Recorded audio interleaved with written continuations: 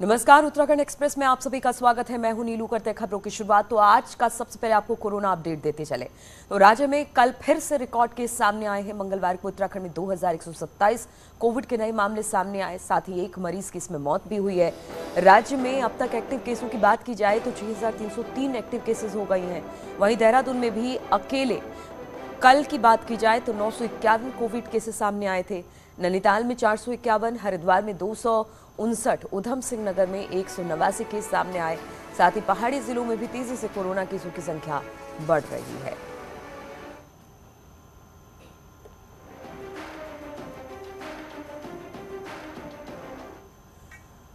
और पहाड़ों में लगातार कोरोना के मामले बढ़ते चले जा रहे हैं। जोशीमठ में 2 दिन पहले रोपवे कर्मचारियों के कोविड पॉजिटिव आने के बाद सभी कर्मचारियों को होम क्वारंटीन कर दिया गया।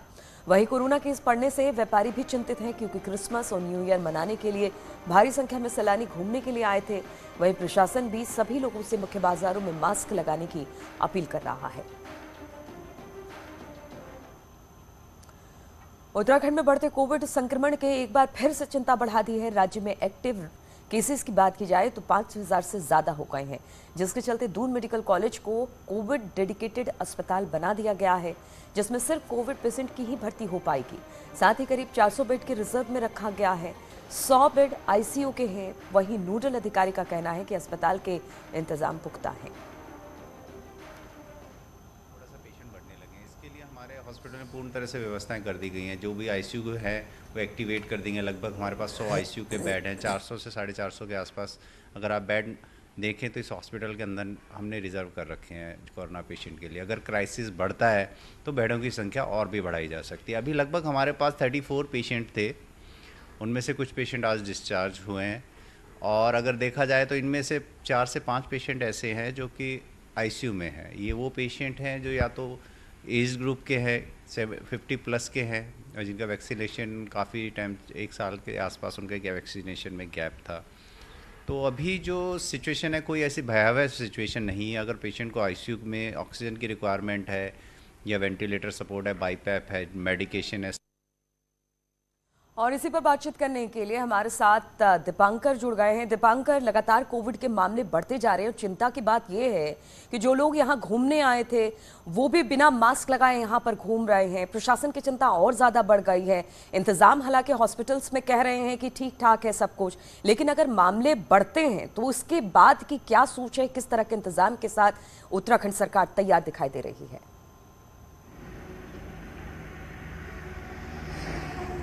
बिल्कुल नीलू, जिस तरीके से केसेस बढ़ रहे हैं, पहले 3 दिनों की अगर बात करें तो पहले 1600, फिर 1400, फिर 1200 और कल 2127 केस उत्तराखंड में आए।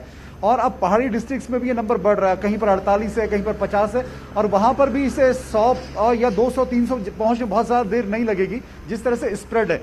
जहां तक आपने डॉक्टर अभी जो नोडल अफसर थे दून हॉस्पिटल के, उनका कहना था कि अभी मरीज कम है लेकिन जो संक्रमण है वो बहुत ज़्यादा है। तो ऐसे में कल एक गाइडलाइन रिवाइज की गई मुख्य सचिव की तरफ से। हालांकि उसमें कोई नई बात नहीं थी, सिर्फ इतनी बात थी कि जो इलेक्शन कमीशन ने जो बातें कही है उसको उसमें ऐड किया गया कि रैलीज नहीं हो पाएंगी 15 जनवरी तक, वो सारी बातें रहेंगी।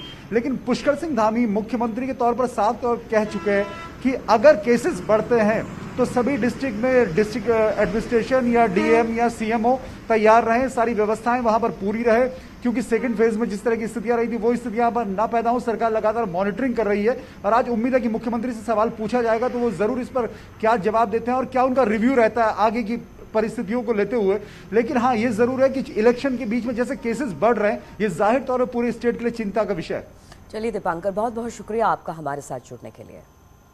और देहरादून से इस वक्त बड़ी खबर आ रही है। चुनाव को लेकर बैठकों का दौर लगातार जारी है। बीजेपी ऑफिस में सुबह करीब 9:30 बजे के करीब एक बैठक होगी, जिसमें पार्टी नेताओं और कार्यकर्ताओं से सीएम मीटिंग करने वाले हैं। सीएम धामी आज एक प्रेस कॉन्फ्रेंस भी करेंगे। दोपहर 3 बजे प्रेस कॉन्फ्रेंस को रखा गया है। चुनाव प्रचार की तैयारियों पर बात इसमें सीएम अपनी रख सकते हैं।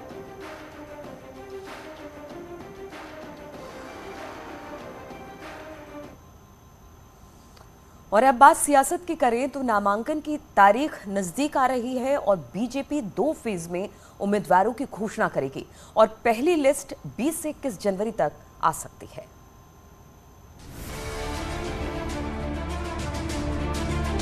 उत्तराखंड में 21 से 28 जनवरी के बीच नामांकन होना है, इसीलिए पार्टियों के पास अब सिर्फ 1.5 हफ्ते का वक्त बचा है। ऐसे में बीजेपी ने 15 जनवरी को अपने कोर ग्रुप नेताओं की बैठक बुलाई है, जिसमें पहले फेज के उम्मीदवार तय होंगे, जिसे केंद्रीय संसदीय बोर्ड को भेजा जाएगा और फिर 20 या 21 जनवरी को बीजेपी की पहली लिस्ट जारी होगी। पहली लिस्ट में वो सीटें होंगी जहां कोई विरोध नहीं है और सिटिंग विधायक को ही टिकट मिलना है। संभवतः 15-16 तारीख के लगभग हम लोग अपना चुनाव समिति की बैठक बुलाएंगे और उसमें जो राज्य का व्यू है वो लेकर हम फिर दिल्ली जाएंगे, तो तब वहां से केंद्रीय पार्लियामेंट्री बोर्ड के आधार पर आगे बढ़ेंगे। बीजेपी के लिए असली माथापच्ची दूसरी लिस्ट को लेकर है और सेकंड लिस्ट को 25 जनवरी के आसपास जारी करने की प्लानिंग है, जिसमें वो सीटें होंगी जहां एक से ज्यादा प्रबल दावेदार हैं, साथ ही जिन सीटों पर टिकट काटने की संभावना है या फिर अदला बदली वाली हरक सिंह जैसे नेताओं की सीटें शामिल होंगी। निर्णय पार्टी हाईकमान करेगा कि मुझे कहां से वो चुनाव लड़ाएंगे, नहीं लड़ाएंगे, ये तो देखिए, क्योंकि कुछ भी किसी हर कार्यकर्ता एक कार्यकर्ता है और ये जो निर्णय जो हमारी पार्टी के नेता हैं वो लोग सब इस विषय में निर्णय करेंगे कि बीजेपी टिकट बंटवारे पर प्राइमरी काम तो कर चुकी है, लेकिन असली परीक्षा अब नाम तय करने की है, क्योंकि टिकट नहीं मिला तो कई सीटों पर बगावत तक की नौबत आ सकती है। देहरादून से न्यूज़ 18 के लिए सुनील नवप्रभात की रिपोर्ट।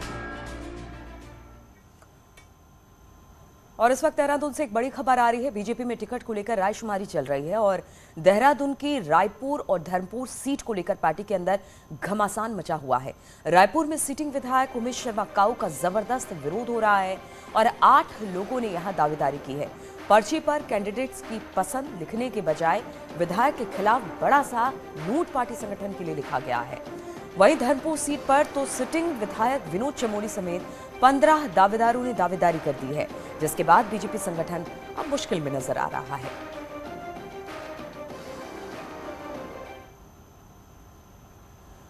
और कांग्रेस की पहली लिस्ट अब 15 जनवरी को आ सकती है। 13 जनवरी को स्क्रीनिंग कमेटी की बैठक होगी। ऐसे में बड़े नेता हो या फिर छोटे दावेदार सभी टिकट का इंतजार कर रहे हैं।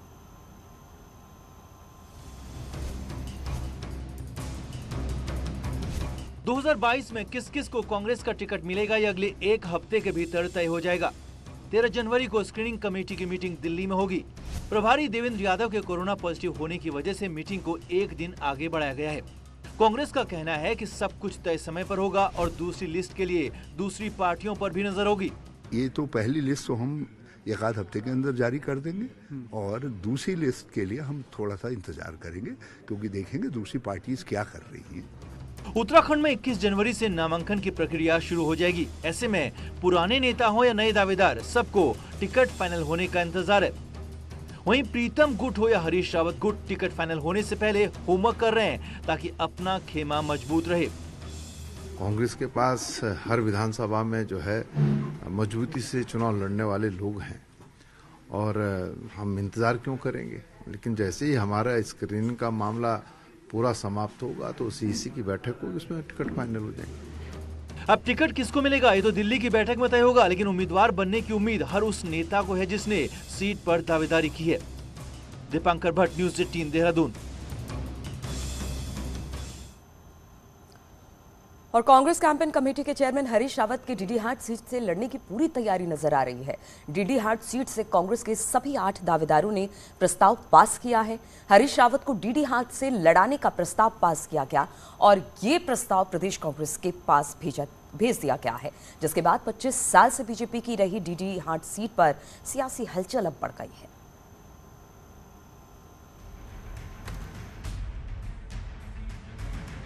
डीडीहाट सीट पर कांग्रेस को आखिरी जीत 1992 में मिली थी। तब से यहां पंजा कभी अपनी पकड़ बना नहीं पाया। कभी कमजोर कैंडिडेट तो कभी गुटबाजी ने इस सीट को कांग्रेस की झोली में जाने से रोके रखा, लेकिन अब लगता है कांग्रेस हर कीमत पर इस सीट को जीतना चाहती है। डीडीहाट सीट से कांग्रेस के सभी 8 दावेदारों के साथ पार्टी के पदाधिकारियों ने एक सुर में कैंपेन कमेटी के चेयरमैन और पूर्व सीएम हरीश रावत को मैदान में उतारने का प्रस्ताव पास किया है।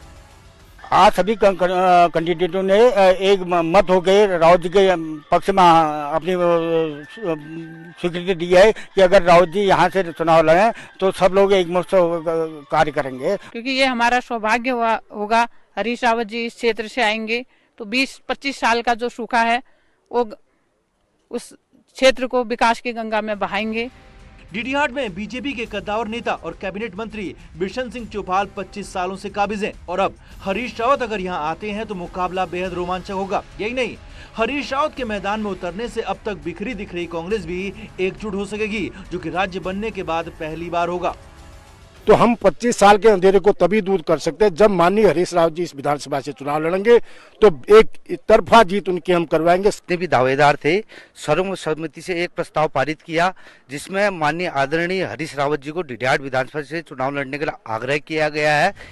डीडीहाट में कांग्रेसी ऊंट किस करवट बैठेगा ये तो कांग्रेस हाईकमान और हरीश रावत ही तय करेंगे, लेकिन इतना जरूर है कि रावत के पक्ष में प्रस्ताव पास कर डीडीहाट में कांग्रेस ने एक ऐसा राजनीतिक भूचाल ला दिया है जिसका झटका विरोधी बीजेपी को भी तगड़ा लग सकता है। न्यूज़ 18 के लिए पिथौरागढ़ से विजयवर्धन उप्रेती की रिपोर्ट। और हरीश रावत ने डीडीहाट सीट से चुनाव लड़ने पर सीधा जवाब नहीं दिया। हरीश रावत ने सवाल पर चुप्पी साध ली, लेकिन इनकार भी नहीं किया और हाथ जोड़ते हुए कहा कि वही होगा जो भगवान की इच्छा होगी। यानी हरीश रावत ने भी डीडीहाट से इनकार नहीं किया है।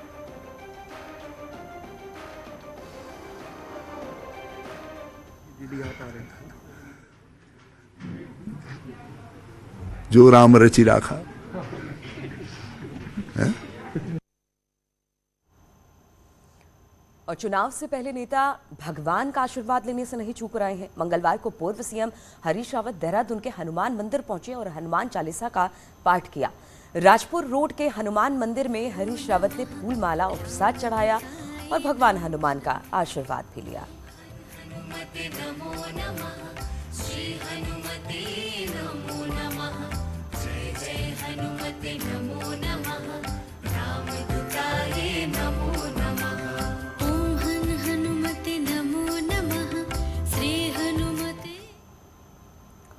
हरिद्वार धर्म संसद हेट स्पीच मामले में आज सुनवाई होगी। सुप्रीम कोर्ट में मामले की सुनवाई होनी है। पटना हाईकोर्ट की पूर्व जज जस्टिस अंजना प्रकाश की याचिका पर सुनवाई होगी। पत्रकार कुर्बान अली ने भी सुप्रीम कोर्ट में अर्जी दाखिल की है। याचिका में एसआईटी से जांच कराने की मांग की गई है। हम आपको बता दें, हरिद्वार धर्म संसद में एक वर्ग के खिलाफ टिप्पणी की गई थी। हालांकि उत्तराखंड पुलिस ने इस मामले में केस दर्ज कर लिया है। तो आज इसको लेकर सुप्रीम कोर्ट में सुनवाई होनी है। पटना हाईकोर्ट की पूर्व जज ने एक अर्जी लगवाई थी जिस पर सुनवाई होना है। याचिका में एसआईटी से जांच कराने की मांग की गई है। हरिद्वार धर्म संसद में जिस तरह से एक वर्ग पर हेट स्पीच का मामला था, उसको लेकर आज सुप्रीम कोर्ट में सुनवाई होनी है। इस पर बातचीत करने के लिए सुशील पांडे इस वक्त फोन लाइन पर हमारे साथ जुड़ गए हैं। सुशील, आज धर्म संसद में जिस तरह से हेट स्पीच को लेकर अब दो याचिकाएं लगाई गई हैं, क्या कुछ है इस याचिका में जिस पर आज सुप्रीम कोर्ट में सुनवाई होनी है? देखिए नीलू, दो याचिकाएं सुप्रीम कोर्ट में जो दाखिल की गई है, उन याचिकाओं में साफ तौर से ये मांग की गई है कि जो धर्म संसद का आयोजन किया गया था हरिद्वार में, उसमें जिस तरह एक विशेष समुदाय पर फिलहाल भाषण दिया गया और न केवल भाषण दिया गया बल्कि भड़काऊ भाषण दिया गया, बल्कि और इस पूरे मामले को लेकर जब तक कार्रवाई नहीं की गई, जब तक इस पूरे मामले में फिलहाल सियासत गर्म नहीं हुई।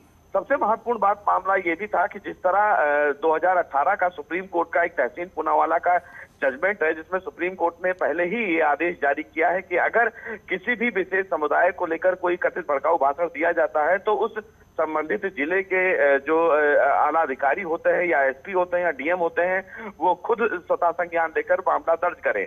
लेकिन इस केस में ऐसा बिल्कुल नहीं हुआ है और इसीलिए ये कहा गया है कि ये सुप्रीम कोर्ट के 2018 के आदेश की अवहेलना भी है। तो इस पूरे मामले को लेकर कपिल सिब्बल की तरफ से ये कहा गया कि पूरे देश भर में एक विशेष समुदाय को लेकर हमेशा टारगेट किया जाता है, भड़काऊ भाषण दिया जाता है, लिहाजा सुप्रीम कोर्ट इस मामले में इंटरवीन करे और उन तमाम अधिकारियों के खिलाफ कार्रवाई करे और सुप्रीम कोर्ट इस मामले में कोई अहम आदेश जारी करे। एक एसआईटी का भी गठन करने की मांग की गई है जो पूरे प्रकरण की निष्पक्ष जांच करे और अपनी रिपोर्ट सुप्रीम कोर्ट को दे। तो आज देखना बेहद अहम होगा कि सुप्रीम कोर्ट इस मामले में क्या कुछ अहम आदेश जारी करता है। ठीक है सुशील, बहुत बहुत शुक्रिया आपका जानकारी देने के लिए। और आम आदमी पार्टी ने आज अपने उम्मीदवारों की दूसरी लिस्ट जारी कर दी है, जिसमें 18 प्रत्याशियों के नाम शामिल हैं। अब तक पार्टी की तरफ से 42 सीटों पर उम्मीदवारों का ऐलान कर दिया जा चुका है। पार्टी प्रवक्ता नवीन पिरशाली को रायपुर सीट से टिकट दिया गया है, तो वहीं रविंद्र आनंद को देहरादून कैंट से टिकट मिला है।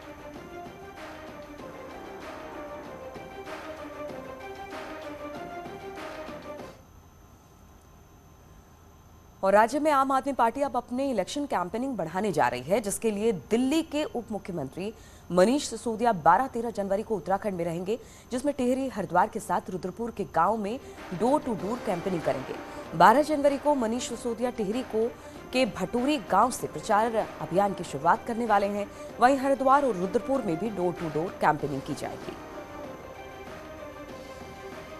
दिवसीय दौरा उत्तराखंड का हो रहा 12 और 13 तारीख को। 12 तारीख देहरादून आने के बाद टिहरी के लिए